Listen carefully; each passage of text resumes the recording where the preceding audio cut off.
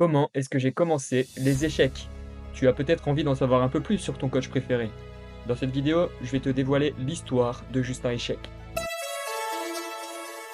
Tout commence lors d'un dimanche pluvieux. Je décide de me poser devant Netflix. J'ai le choix entre plusieurs programmes, dont le jeu de la dame avec Elisabeth Harmon. Je ne suis pas convaincu plus que ça, mais je décide d'être curieux et de m'y lancer. C'était la révélation pour moi. Je n'ai pas su décrocher. J'ai tout regardé d'une traite. Toute ma passion des échecs vient de là. À la fin, je n'avais plus qu'une envie, devenir une championne du monde d'échecs. C'est d'ailleurs à partir de ce moment que j'ai décidé de me laisser pousser les cheveux.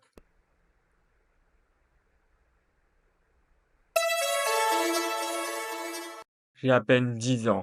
Je me balade dans une braderie, à la recherche de jeux vidéo. Je me balade 5 minutes, 10 minutes, 15 minutes. Je ne trouve rien à mon goût. Soit c'est des jeux que j'ai déjà terminés, soit c'est des jeux qui je sais ne me plairont pas. Alors je décide de rentrer chez moi pour lancer une nouvelle game de Call of Duty.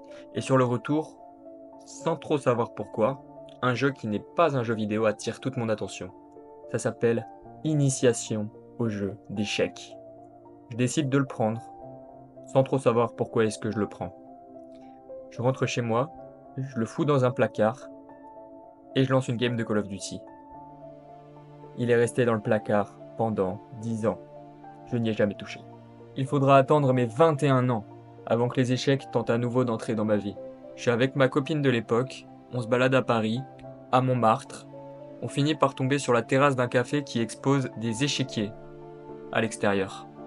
Ça m'évoque cet échiquier qui a pris la poussière dans un placard pendant 10 ans et qui a fini à la poubelle suite à un déménagement. Ça me fait un petit pincement au cœur.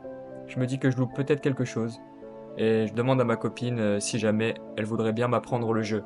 Je me souviens qu'elle m'avait déjà raconté qu'elle avait gagné des tournois lorsqu'elle se trouvait en école primaire. C'est pour ça que je lui ai demandé si elle pouvait m'apprendre, elle accepte. Elle m'apprend le déplacement des pièces, en oubliant de m'expliquer leur valeur.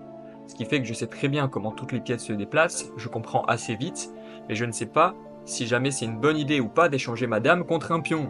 Donc, je me fais défoncer. Malgré tout, j'ai passé un excellent moment, j'ai trouvé le jeu très intéressant, bien que la frustration de la défaite me donne qu'une seule envie à ce moment-là, en savoir plus sur ce jeu. Une fois rentré chez moi, la première chose que j'ai faite, c'est ouvrir un compte Chess.com, et j'ai tryhard comme j'ai jamais tryhard. Et pourtant, je suis un gros tryharder. J'apprends tout depuis le début. Les grands principes, les ouvertures de base, comment faire échec et mat. Putain de merde, je viens de faire patte. C'est quoi cette merde patte? J'apprends ce que c'est le patte. Je suis impressionné par la richesse du jeu. Je trouve ça absolument passionnant. Je n'ai jamais fini d'apprendre. Dès que je crois avoir terminé mon apprentissage, je tombe sur une nouvelle connaissance à acquérir. Et ça m'est arrivé des centaines de fois.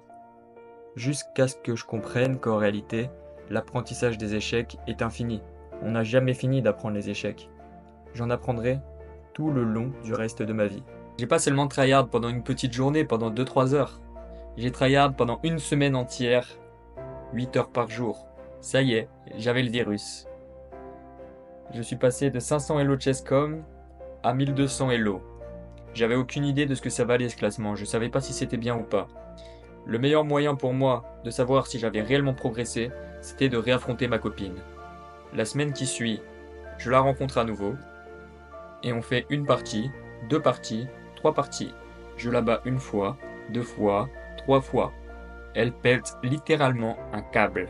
Ça lui a fait un petit coup sur l'ego.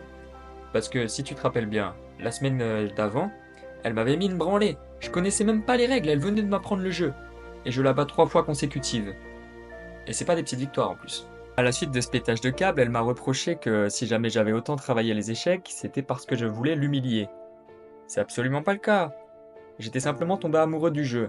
Peut-être qu'à ce moment-là, j'étais même plus amoureux des échecs que d'elle. Ensuite, j'ai eu droit à un grand mélodrame. C'est soit les échecs, soit moi.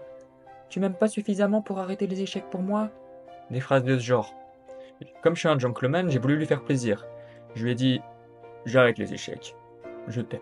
S'ensuit la plus grande histoire de tromperie de toute l'humanité. Évidemment, je n'ai pas arrêté les échecs. C'était impossible, j'étais piqué aux échecs comme un drogué à l'héroïne. Je continuais mes petites affaires dans l'ombre. Stratégie, tactique, finale, ouverture. Je ne devais pas me faire surprendre. Malgré tout, Elle finit par apprendre mon terrible secret et m'imposa à nouveau le dilemme. Les échecs ou moi. J'ai choisi les échecs. Et je n'ai jamais regretté cette décision.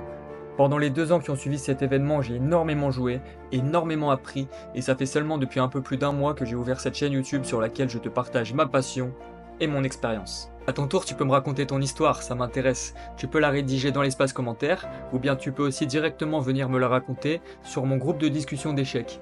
Je mettrai le lien dans la description. Si tu veux gagner énormément de temps et éviter de galérer pendant 2 ans comme je l'ai fait, sans pour autant être sûr que tu parviendras à tes objectifs au bout du compte, tu peux cliquer sur le lien qui se trouve dans ma bio pour réserver un coaching gratuit avec moi. Je vais te donner la méthode qui m'a permis de progresser à une vitesse impressionnante. Ce coaching est pour toi si jamais tu te situes entre 500 et 1500 Elo. Quels que soient tes objectifs, si jamais ils sont réalisables, je t'aiderai à les atteindre en moins de 3 mois. La seule chose que tu as à faire, c'est cliquer sur le lien qui se trouve dans ma bio, tu suis la procédure, ça prend 5 minutes max. À la fin, tu arriveras sur une page sur laquelle je te poserai quelques questions pour en savoir plus sur ta situation et tes besoins.